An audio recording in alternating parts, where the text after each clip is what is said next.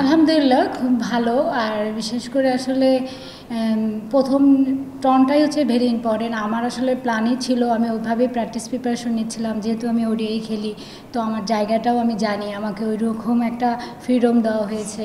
তো বিষয় হচ্ছে আমি প্রথম নক থেকেই আমার স্টার্টটা খুব ভালো ছিল, তো আমি চেষ্টা করছিলাম যে যদি আমার প্রথম স্টার্টটা ভালো হয় তো আমি ফার্স্ট সেকেন্ড থার্ড তিনটাই আমি চেষ্টা করব বড় ইনিংস খেলার।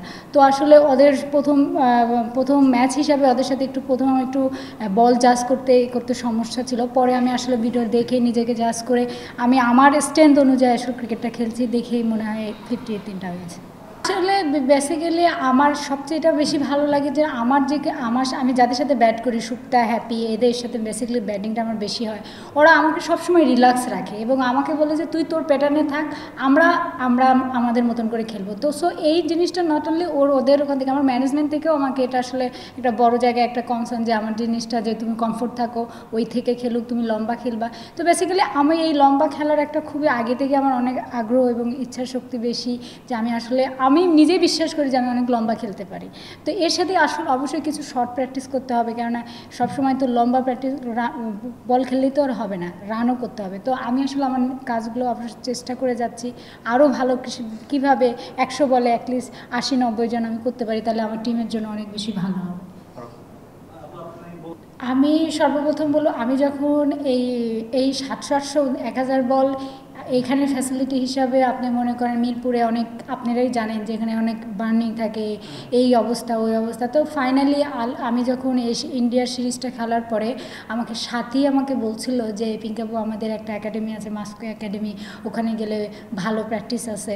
তো আমি আসলে ওই সুবাদে ওখানে যে গেছি, দেখে আমার সালাউদ্দিন স্যারের সাথে প্রথম দেখা হয়েছে, পরিচয় হয়েছে।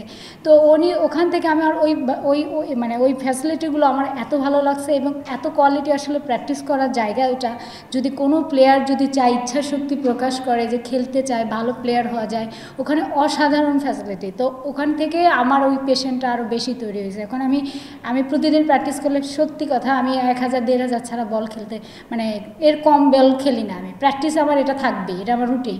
বাট আমার ব্যাটিংটা কমে আসছে, আমি এখন সপ্তাহে 2 দিন ব্যাটিং করে আবার একদিন রেস্ট নিয়ে আবার 2 দিন ব্যাটিং, সপ্তাহে আমার 4 দিন। বাট এই 4 দিনে আমার এই 1000 বল খেলতেই হবে, এটা আমার পেশেন্ট। আমি মনে করি এই পেশেন্টটাই আমার লম্বা খেলার একটা প্রবণতা দেখায়।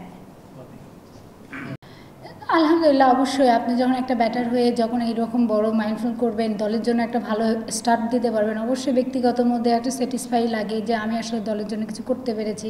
তো আমার কাছে হচ্ছে আমার কাজটাই হচ্ছে ব্যাট করা, আর টিমের জন্য আমার রোল অনুযায়ী আমাকে প্যাটার্ন অনুযায়ী খেলা। তো আমি ওই গোলেই সেট আপ হিসাবেই আমি আমার জায়গাটাকে লক্ষ্য ঠিক রেখে খেলছি। এবং অবশ্যই আমি ব্যাক টু ব্যাক আমার বড় টার্গেট ছিল, বাট আমি আসলে করতে পারি নাই। বাট যা করতে পেরেছি টিমের জন্য আলহামদুলিল্লাহ। এবং আমি আরও মনে করি যে আমার আরও অনেক কিছু দেওয়ার আছে এবং আরও অনেক কিছু কাজ করা বাকি আছে। অবশ্যই আমি সবসময় বলছি যে আমাদের ওয়ানডে দলটা খুবই একটা ভালো দল। এই দলের সাথে যে অনেক সিনিয়র জুনিয়র অ্যাডজাস্টে এত একটা ভালো বর্নিং আছে।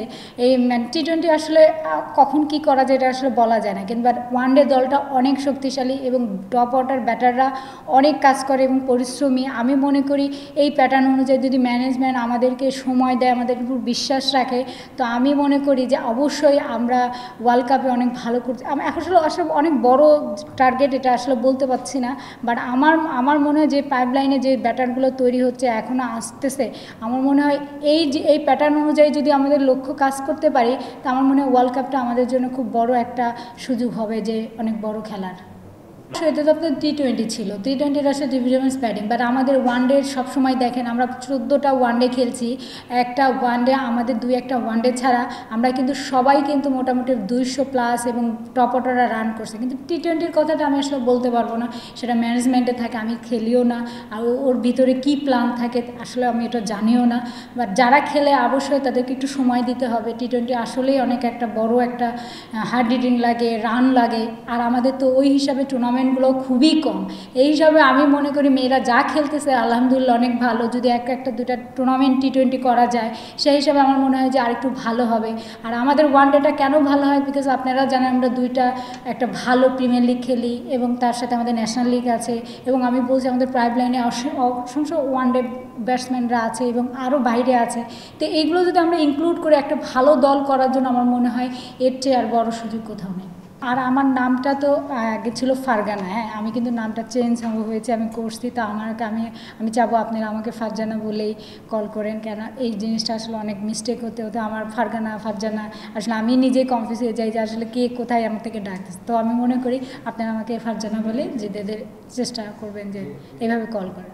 ফারজানা আসলে বেসিক্যালি আমার নামটা পিঙ্কি, আর ফারজানা এটা আসলে আমার আসলে অফিসিয়াল নাম। হ্যাঁ, জি, জেড, জি, থ্যাংক ইউ ভাইয়া।